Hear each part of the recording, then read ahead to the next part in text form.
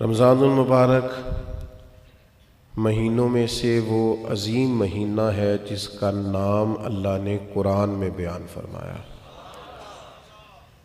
ارشاد فرمایا شہر رمضان الذی انزل فیہ القرآن، رمضان کا وہ مہینہ ہے جس میں ہم نے قرآن مجید کو نازل فرمایا۔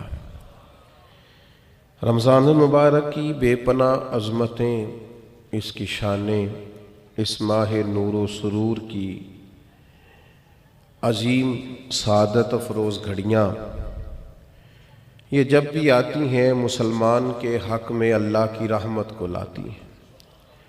رمضان جب بھی آتا ہے اہل اسلام کے اوپر خدا کے فضل اور اس کی رحمت کا سایہ ہو جاتا ہے۔ اہل ایمان اس ماہ مبارک میں اپنے دل میں خاص نرمی، نیکی کا خاص جذبہ، اخوت، بھائی چارہ اور غم خواری کے خاص جذبات اپنے دل اور روح میں محسوس کرتے ہیں۔ عزیز دوستو، کچھ چیزیں بڑی غیر معمولی ہوتی ہیں، ان کی بہت زیادہ شان ہوتی ہے۔ کئی بار بھی ان باتوں کو سنیں اور ہزار بات بھی ان باتوں کو پڑھیں، بیسیوں لوگوں کے مختلف انداز گفتگو سے بھی ان باتوں کو سنیں تو پھر بھی وہ شانیں ایسے لگتا ہے کہ نامکمل ہی رہ گئے۔ رمضان المبارک اتنی عظمت والا ماہ مبارک ہے کہ اس کا تذکرہ اللہ کے قرآن نے بھی کیا ہے اور حضور علیہ السلام نے بھی جا بجا ذکر فرمایا۔ اچھا، اس کے کچھ نام میں آپ کی خدمت میں پہلے عرض کرتا ہوں۔ ایک تو اس کا نام قرآن نے بیان کیا شہر رمضان، رمضان کا مہینہ۔ پھر اس ماہ مبارک کو کچھ ناموں سے نبی پاک صلی اللہ علیہ وسلم نے یاد فرمایا۔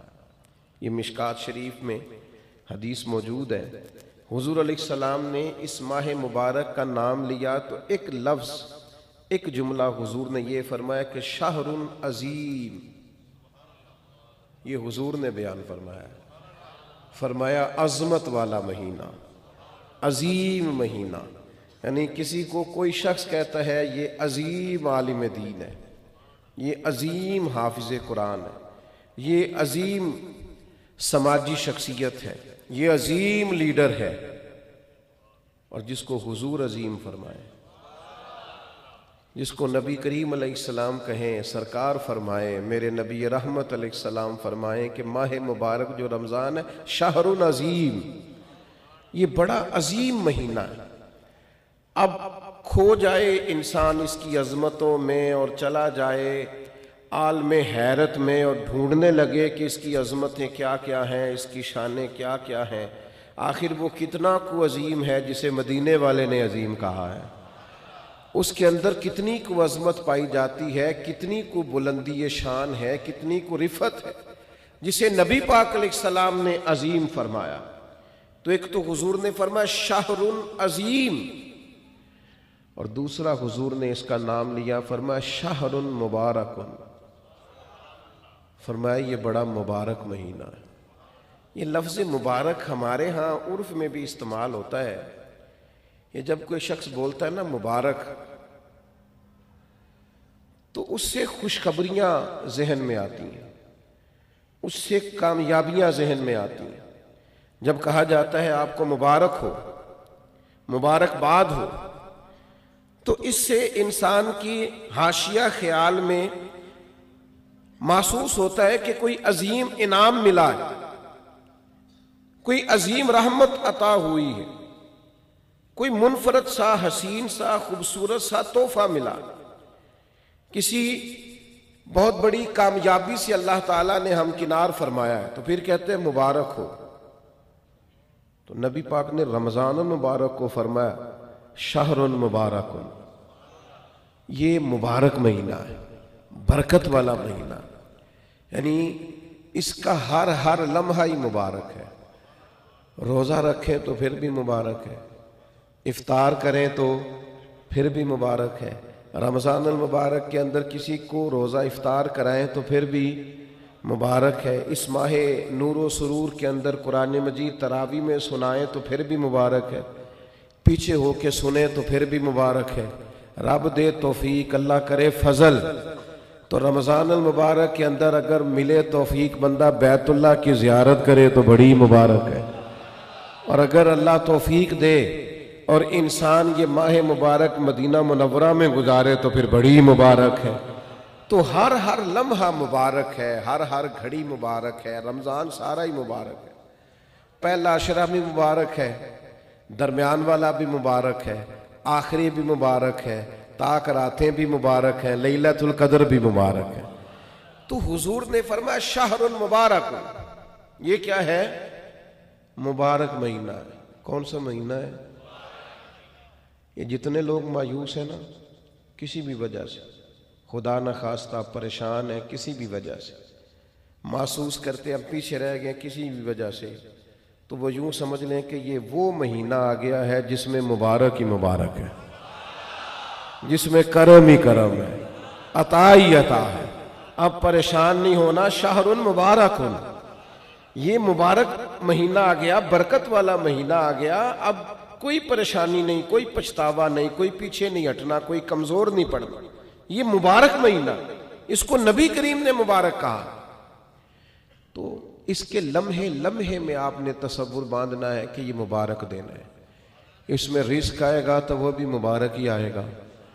कोई शख्स मिलेगा तो इंशाअल्लाह खैर ही होगी, कोई अमल करेंगे तो इंशाअल्लाह बरकत ही होगी। कहीं हम अल्लाह की रज़ा के लिए कुछ खर्च करेंगे तो फिर भी बरकत ही होगी। महीना ही मुबारक, इसको नबी करीम ने मुबारक कहा है।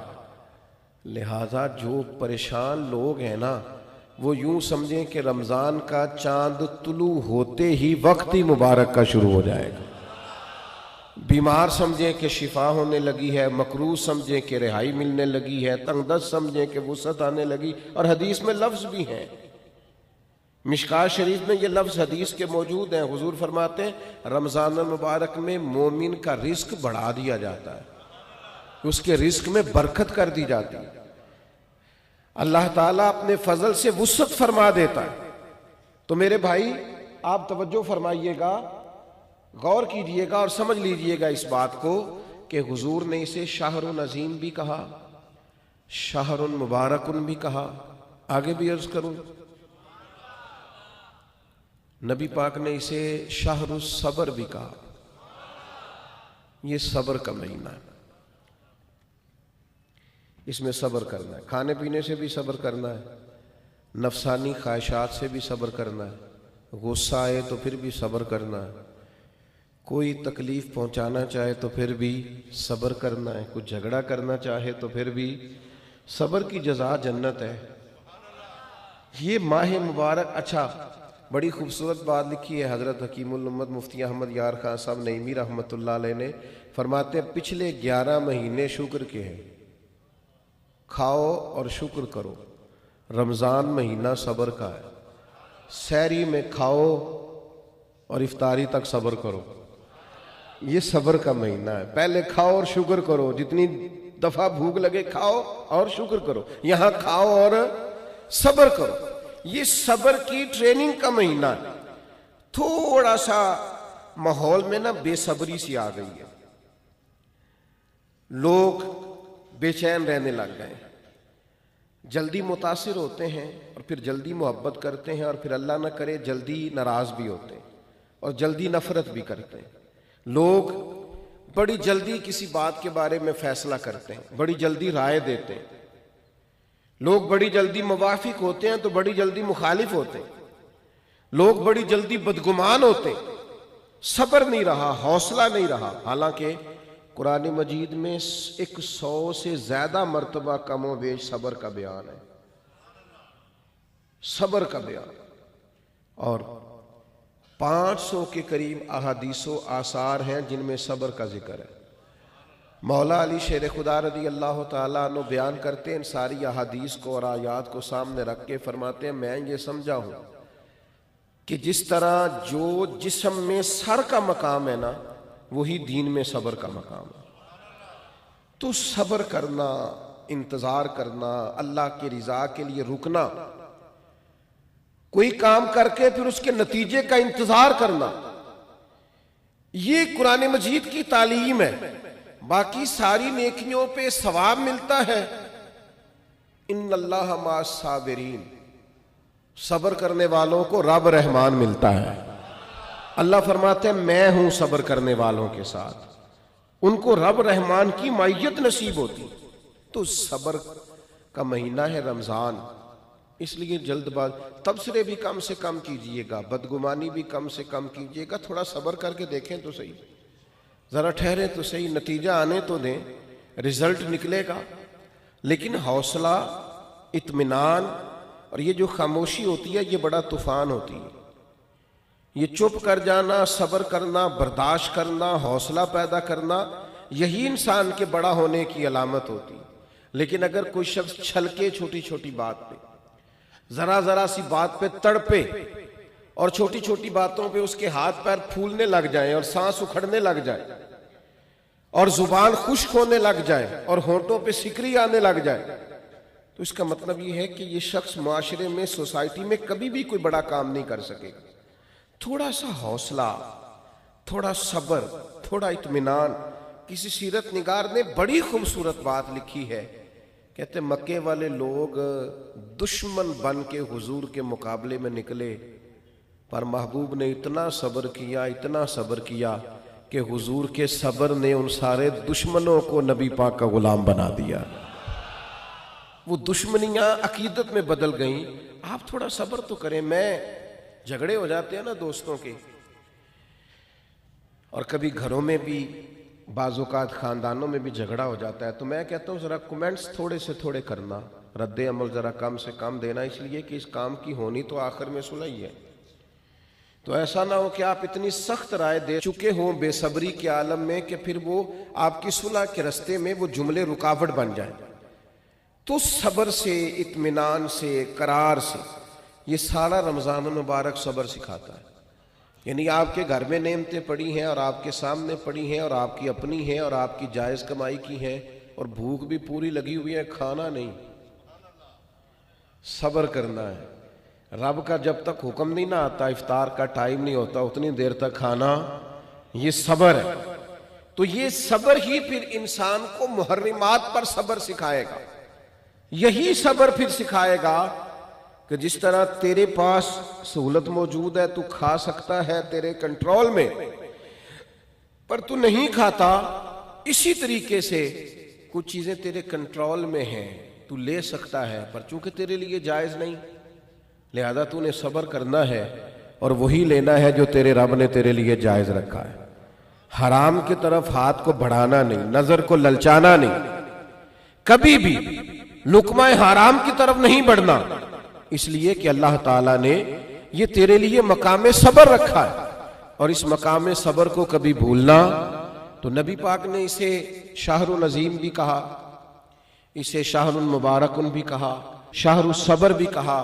پھر نبی پاک صلی اللہ علیہ وسلم نے فرمایا وشہر المواسات، فرمایا یہ مواسات کا مہینہ ہے، یہ غم خاری کا مہینہ ہے، دوسروں کا خیال کرنے کا مہینہ ہے، دکھ بانٹنے کا مہینہ ہے۔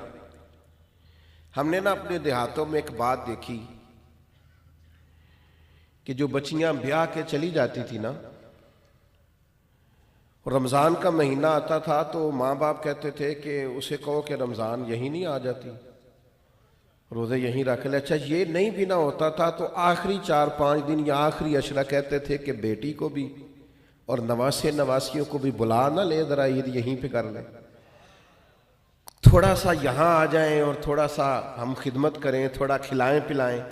ہم نے یہ دیکھا کہ لوگ نا رمضان المبارک کا خاص اہتمام کرتے، یعنی افطار کا شوق ہوتا کہ میں کسی کو افطار، اب تو خیر افطاریاں سیاسی ہو گئیں، اب تو گاہک پکے کرنے کے لیے افطاری ہوتی ہے، پارٹیوں کی افطاری ہوتی ہے، اب تو سیاسی افطاری ہوتی ہے، اب تو ووٹ شوٹ پکے کرنے کے لیے افطاری ہوتی ہے، اور اس میں تصویریں ہوتی ہیں اور اس کے اندر جناب وی آئی پیز کا ماحول، کریں کوئی حرج نہیں، یہ جائز ہے، کوئی منع نہیں، امیر سے امیر آدمی کی افطاری کرائیں، اچھے مقاصد کے لیے کرائیں تو بالکل جائز ہے، کوئی منع نہیں،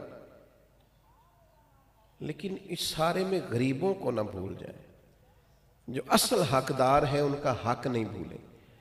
غربا کے ساتھ ضرور کچھ نہ کچھ ایسا ماحول بنائیں کہ وہ باوقار طریقے سے افطار میں شریک ہو جائیں۔ افسوس کے ساتھ کہنا پڑتا ہے کہ رمضان غمخواری کا مہینہ ہے، اسے نبی پاک صلی اللہ تعالیٰ علیہ وسلم نے غمخواری کا مہینہ قرار دیا۔ دوسروں کے دکھ بانٹنے تھے، اشکشوئی کرنی تھی، غریبوں کی مدد کرنی تھی، یتیموں کے سر پہ ہاتھ رکھنا، بیواؤں کے لیے کوشش کرنی تھی، مسافروں کے لیے کوشش کرنی تھی، مقروضوں کے لیے کوشش کرنی تھی۔ لیکن ہم کیا کرتے ہیں؟ ہم رمضان میں اپنے خرچے بڑے بڑھا لیتے ہیں۔ عید ایک جوڑے سے بھی گزر جاتی ہے، لیکن ساری عید جو ہے وہ کپڑے پسند کرنے میں سارا رمضان گزر جاتا ہے، سلوانے میں گزر جاتا ہے، نئے سے نئے ڈیزائن دیکھنے میں گزر جاتا ہے۔ عبادت کے دن ہیں اور ان سارے دنوں کو اس طرح کر کے ہم ضائع کر بیٹھتے ہیں۔ تو میرے عزیز، دوسروں کے کام آنا تھا، بجائے اس کے کہ اپنے خرچے اتنے بڑھا لیے جاتے کہ لوگ آزمائش میں آ جاتے ہیں، رمضان سے پہلے سوچنے لگ جاتے ہیں کہ رمضان بھی آ گیا اور اتنے زیادہ اخراجات اضافی ہوں گے۔ تو تھوڑا تھوڑا ان اخراجات سے چیزوں کو بچا کر کے، یعنی حضور علیہ السلام نے سخاوت کا طریقہ یہ بتایا تھا کہ 2 کا کھانا 3 کو پورا آ جائے، اور 3 کا کھانا 4 لوگ کھا لیں، اور 4 کا 5 لوگ کھا لیں۔ تو اپنے اسی دسترخوان میں سے آپ کچھ نکال کے اس شہر مواسات کے اندر، اس غمخواری کے مہینے کے اندر آپ دوسروں کی اشکشوئی کریں، ماہ رمضان المبارک غریب پروری میں گزاریں، غور فرمائیں کہ کہاں کہاں لوگ ضرورت مند ہیں۔ ہم نے بچپن میں مساجد میں بڑی بڑی افطاریاں دیکھی، اور واقعتاً مسافر لوگ آ جاتے تھے تو وہاں علاقے کے لوگ ہی، آج فلاں نے دیگ پکا رکھی ہے، فلاں نے چاول بنا رکھے ہیں، تو مسجدوں میں بھیج دیے جاتے تھے اور مسجد میں افطار ہوتا تھا۔ اور اگر مسافر نہیں بھی ہوتے تھے تو اس محلے، اس گاؤں کے، اس علاقے کے جو غربا ہوتے تھے وہ مسجد میں جمع ہو جاتے تھے اور افطار کر لیتے۔ لیکن اب آہستہ آہستہ چیزیں سکڑ گئیں، چیزیں سمٹ گئیں، ہمارے اپنے معاملات اتنے انفرادی سے ہو گئے ہیں، ہر آدمی کی ایک مخصوص سی پسند ہے، مخصوص سی چیزیں وہ کھاتا ہے، اس میں وہ اپنے آپ کو جینا اور اپنے آپ کو رکھنا بہتر جانتا ہے، وہ اٹھ کر اپنی ذات سے اوپر سوچنا گوارا ہی نہیں کرتا۔ میرے عزیز، یہ غمخواری کا مہینہ ہے۔ کیا حسین لفظ ہے حدیث میں، صحابہ فرماتے جب رمضان آتا تو حضور قیدیوں کو آزاد کرتے، ہر سائل کو عطا کرتے، نبی پاک بانٹتے، دیتے، ہر ایک کو نوازتے۔ ہمارے ہاں لائنیں لگتی ہیں زکوٰۃ لینے والوں کی، اور جناب جو دینے والے ہیں وہ بگڑ جاتے ہیں، کہتے ہیں آپ 9 بجے ہی آ گئے، سونے بھی نہیں دیتے، اور پھر یہ کہ آپ وہ تو نہیں جو پہلے بھی آئے تھے، اور دوسرا یہ کہ آپ اگر ترتیب سے کھڑے نہیں ہوں گے تو میں بھگا دوں گا سب کو، کچھ بھی نہیں ملے گا۔ سچ بتانا، جب اللہ نے ہمیں دیا تھا تو لائنوں میں لگا کے دیا تھا۔ سچ بتانا، جب اس نے ہمیں دیا تھا تو یہ رویہ تھا۔ کسی درویش سے کسی نے کہا تھا میرا دل تو کرتا تھا اللہ کے رستے میں خیرات کروں پر کوئی مستحق نہیں ملتا، تو شیخ مسکرا پڑے، تو کہا حضرت آپ کے مسکرانا بڑا معنی خیز ہے، آپ کیوں مسکرائے؟ تو فرمانے لگے پہلے تو بتا، جو جو اللہ نے تجھے دیا تیرا حق بنتا تھا؟ تو جب رب نے تجھے دے دیا ہے حالانکہ تو حقدار نہیں تھا، تو پھر ٹٹولتا پھرتا ہے، تھرمامیٹر لیے پھرتا ہے؟ جس کی سمجھ آ گئی ہے تجھے غریب ہے تو دے اللہ کی رضا کے لیے۔ لیکن وہ رویوں کی تلخی، مزاج کی ترشروئی، میں اقرار کرتا ہوں اس بات کا بھی کہ بہت سارے غربا اس مہینے میں دھندے بھی بنتے ہیں، آٹا خیرات میں لے کے دکانوں پہ بیچا بھی جاتا ہے، یہ ساری چیزیں دیکھنے کو، سننے کو، پڑھنے کو ملتی ہیں۔ لیکن میرے عزیز، آپ یہ ساری چیزیں دیکھ کے کیا خیرات کرنی چھوڑ جائیں گے؟ ان رویوں کی بنیاد پر کیا آپ یہ کام کرنا چھوڑ جائیں گے؟ اللہ کی رضا کے لیے دینا ہے تو خوب دینا ہے۔ اس ماہ مبارک کو نبی پاک علیہ السلام نے غمخواری کا مہینہ قرار دیا ہے، خوب اللہ کے لیے۔ ہمارا اسی جگہ دسترخوان لگتا ہے سحری اور افطاری کا، کچھ لوگ آ جاتے ہیں، سڑک پہ جانے والے غریب رکشہ ڈرائیور آ جاتے، یہ یہاں کچھ لوگ مزدوری کرنے آئے ہوئے ہیں وہ آ جاتے، تو ظاہر ہے ادارہ زیر تعمیر تھا، ہم اتنے اخراجات افورڈ نہیں کرتے تھے، لیکن وہ چند لوگوں کے لیے دسترخوان لگتا طلباء کے لیے، تو وہ لوگ خود آ کے بیٹھنے لگے، پھر وہ 50، پھر 60، پھر وہ ایک دن ایسا آیا کہ 1100 لوگ ہو گئے۔ تو یہ دوست مجھے کہنے لگے کہ ہم کیسے کر کے ان کو چلائیں؟ تو میں نے کہا سچ بتاؤ، ان پوری صفوں میں تم نے کوئی امیر بھی بیٹھا دیکھا ہے؟ کوئی مالدار، کوئی گاڑی والا، کوئی پراڈو والا تم نے دیکھا ہے بیٹھا؟ کہنے لگے نہیں۔ تو میں نے کہا پھر یہ اللہ نے مہمان بھیجے ہیں تو اللہ ان کا رزق بھی بھیجے گا، پھر تم اللہ کی رضا کے لیے ان کے لیے کچھ نہ کچھ پکا ڈالو۔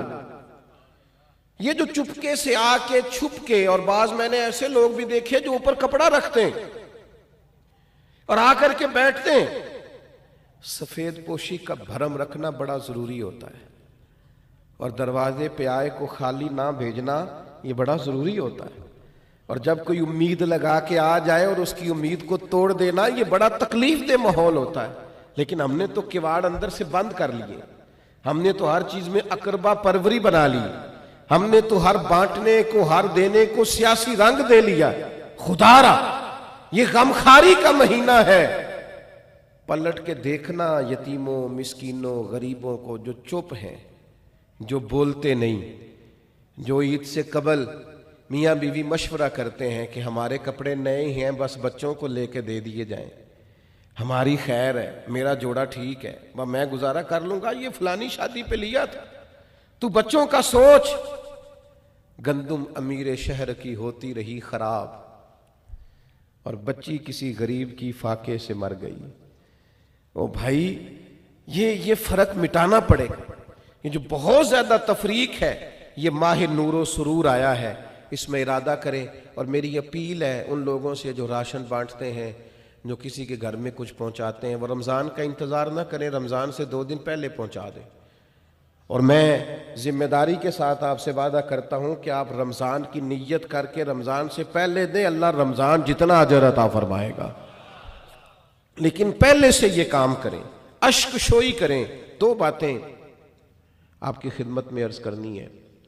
ایک تو رمضان المبارک کا قرآن مجید سے بہت زیادہ تعلق ہے، بہت زیادہ، اس لیے کہ قرآن مجید کہتا ہے شہر رمضان الذی انزل فیہ القرآن، رمضان کا وہ مہینہ جس میں ہم نے قرآن مجید نازل فرمایا ہے۔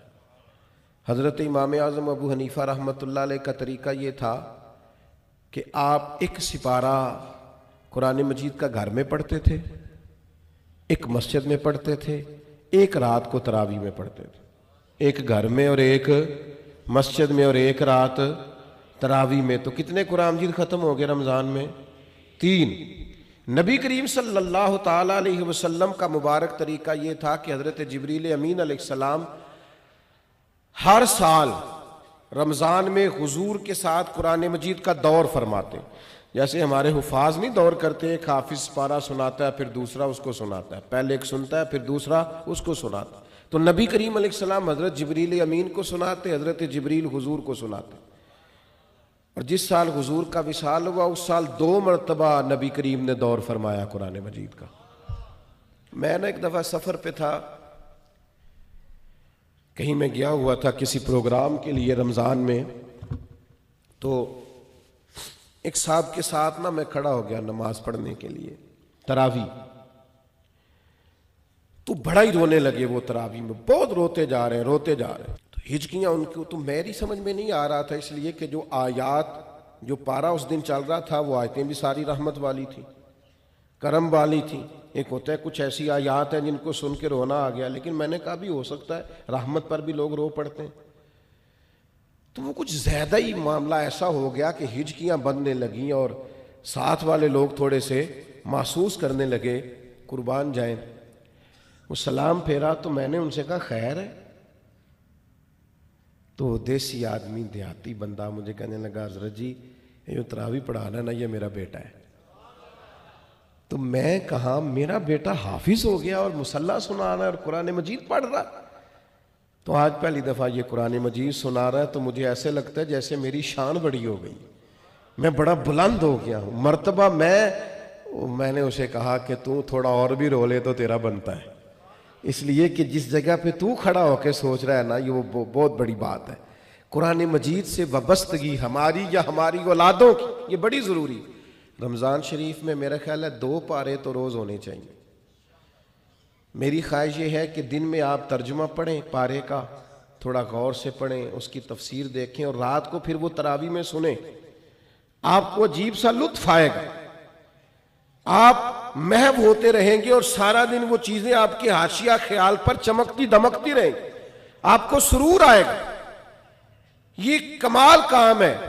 اور دوسری گزارش میری یہ ہے کہ سحری کے وقت اٹھنا تو ہے ہی، بہت ساری چیزیں بھی سحری کے وقت، دودھ دہی بھی بعض جگہوں پہ لانا پڑتا ہے جا کے، تو 10-15 منٹ پہلے اٹھیں، تہجد کی نماز بھی پڑھیں۔ یہ روٹین بنائیں پہلی رمضان سے، آپ ذرا جلدی اٹھیں، 4 رکعت نماز، 2 رکعت نماز، 6-8 جتنی توفیق ہو تہجد کی نماز پڑھیں، اس کے بعد اپنی سحری کر لیں۔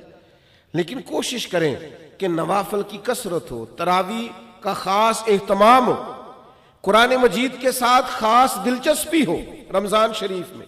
اور پھر اللہ کے پیارے حبیب صلی اللہ تعالی علیہ وسلم نے ارشاد فرمایا، رمضان آ گیا ہے، حضور فرمانے لگے یہ برکت والا مہینہ ہے، اللہ نے اس کے روزے فرض کیے ہیں۔ اللہ کے حبیب علیہ الصلوۃ والسلام فرماتے ہیں اللہ تعالیٰ نا آسمان کے دروازے کھول دیتا ہے رمضان میں۔ اللہ تعالیٰ آسمان کے دروازے رمضان المبارک میں کھول دیتا ہے، دوزخ کے دروازے بند کر دیتا ہے۔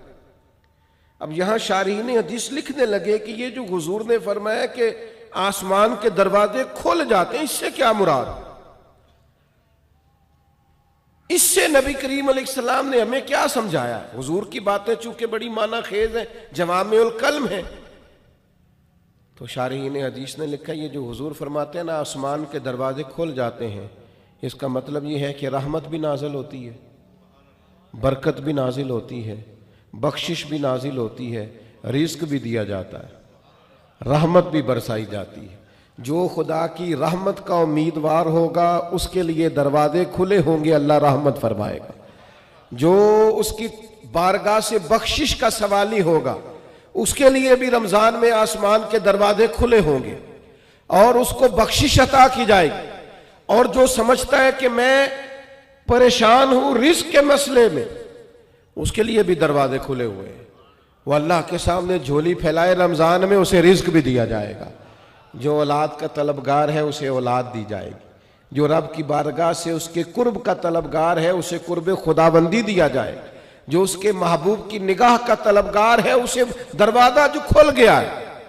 اب جو تم اللہ سے اس کا فضل مانگو گے اللہ رمضان المبارک میں اپنی رحمت سے عطا فرمائے گا۔ لیکن شرط یہ ہے کہ یہ نہ ہو کہ جب مانگنے کا ٹائم ہو تو ہم سو رہے ہوں۔ کچھ لوگ بڑی عجیب و غریب سی ریت پیدا کر لیتے ہیں، وہ بس روزہ ہی رکھتے ہیں، باقی سارے امور اللہ ماشاءاللہ غفلت میں گزر جاتے ہیں۔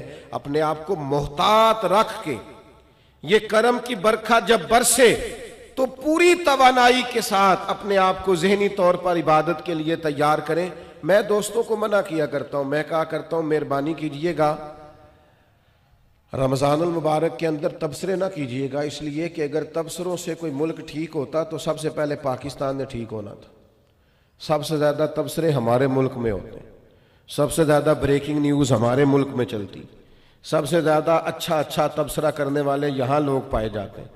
تو ہم نے سارا سال خبریں دیکھ لیں، تبصرے کر لیے، فلاں نے فلاں کو گرا دیا، فلاں نے فلاں کو اٹھا دیا، اب یہ سارا ہمیں پتہ ہے۔ تو مہربانی کریں رمضان شریف میں نا خبروں سے بھی بچیں، ادھر ادھر کی بری ویڈیوز سے بچیں، موبائل کے غلط استعمال سے بچیں۔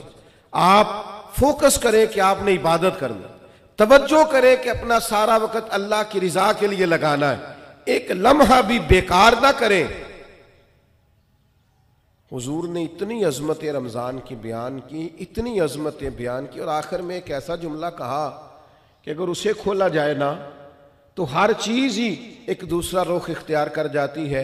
اللہ کے محبوب علیہ السلام رمضان کی ساری شانیں بیان کرنے کے بعد فرمانے لگے اگر تمہیں پتہ چل جائے نا کہ رمضان کی شان کیا ہے، یعنی اتنی شانیں بیان کرنے کے بعد بھی فرمایا اگر تمہیں پتہ چل جائے، تم اس گہرائی تک پہنچ جاؤ، تم وہ گہرائی پا جاؤ کہ آخر رمضان کی عظمت کتنی ہے، فرمایا اگر تمہیں پتہ چل جائے تو تمہارا دل کرے سارا سال رمضان ہی رہنا چاہیے، سارا سال رمضان ہی رہنا چاہیے۔ اور ایک جملہ حدیث کا کبھی نہیں بھولنا آپ نے، حضور فرماتے ہیں میرے پاس جبریل امین آئے اور انہوں نے آن کر کے عرض کی یا رسول اللہ، 3 باتیں ہیں حدیث میں لیکن ہمارے موضوع کی جو بات ہے بس اسی پر رہتے ہیں۔ حضرت جبریل عرض کرنے لگے یا رسول اللہ، برباد ہو جائے وہ شخص جس نے رمضان کا مہینہ پایا اور پھر اپنی بخشش نہ کرا سکا، محروم رہ گیا وہ آدمی جسے رمضان ملا، اس کی زندگی میں آیا اور وہ رمضان میں تندرست تھا، صحت یاب تھا، پھر رمضان کی برکات نہ سمیٹ سکا، وہ محروم رہ گیا اور وہ برباد ہو جائے، اس کی ناک خاک آلود ہو جائے۔ حضور فرماتے حضرت جبریل نے جب یہ کہا تو میں نے کہا آمین، یعنی اللہ کرے ایسا ہو جائے، واقعی اس کی ناک خاک آلود ہو جائے کہ رمضان بھی ملا تھا، اس کی زندگی میں آیا تھا، اللہ تعالیٰ نے عافیت دی تھی، اعصاب اور قوا مضبوط تھے، لیکن پھر بھی اپنی بخشش کا سامان نہیں کر سکا، اس کی ناک خاک آلود ہو جائے۔ کیا سارا 11 مہینے کاروباری کرتے ہیں، نئی کاروباری پالیسیاں نہ بنائے رمضان میں کہ میں کون سا بزنس کروں۔ ہمارے ایک دوست اکثر کہا کرتے ہیں کہ لوگ رمضان میں چیزیں مہنگی کر دیتے ہیں، بلکہ اب تو پالیسی زیادہ بہتر ہو گئی ہے، چونکہ حکومت نے کچھ نہ کچھ سستی کرنی ہوتی ہے تو وہ رمضان سے پہلے 2 مہینے مہنگی کر لیتے ہیں تاکہ رمضان آئے تو ہمیں کہنا پڑ جائے کہ دیکھو ہم نے یہ 10 روپے سستی کر دی ہے، چونکہ اس سے پہلے جو مہنگی بڑی کر لی تھی۔ تو یہ دھوکہ کس کو دے رہے ہیں؟ کس کو دے رہے ہیں؟ وَمَا يَخْدَعُونَ إِلَّا أَنفُسَهُمْ، اللہ کہتے ہیں کچھ دھوکے تم صرف اپنے آپ کو دیتے ہو، کسی اور کو نہیں دیتے۔ رمضان کی سعادت افروز گھڑیاں ہیں، رمضان المبارک کی بخت سنوارنے والی گھڑیاں ہیں، رمضان کی نصیب چمکانے والی گھڑیاں ہیں، رب کو راضی کرنے والی گھڑیاں ہیں۔ رمضان کی وہ گھڑیاں ہیں جس میں جو آدمی سمجھتا ہے میں بڑا پیچھے رہ گیا ہوں، وہ بھی آگے بڑھے، اللہ کی رحمت پا لے اور وہ بھی دوڑ کر کے زندگی کے سفر میں آگے نکل جائے، اللہ کی رحمت اسے ملے گی۔ لیکن خبردار، ایک لمحہ بھی ضائع نہ کرنا، بیکار نہ کرنا، فضول ابحاث، فضول بحثیں، فضول کا موبائل، فضول کی گفتگو، فضول کا لیت و لالا، اپنے آپ کو بچائیں اور ذہنی طور پر اپنے آپ کو تیار کریں کہ انشاءاللہ روزے بھی پورے رکھنے ہیں، تراویح بھی وقت پہ پڑھنی ہے، تہجد کی نماز بھی رات کو پڑھنی ہے اللہ کے فضل سے، غریب کی مدد بھی کرنی ہے، جس حد تک ہو سکا میں نے دوسروں کے لیے خیر بھی جمع کرنی ہے، جد و جہد کا مزاج بھی پیدا کرنا ہے۔ یہ ضرور اپنی طبیعت کے اندر چیزوں کو پیدا کریں۔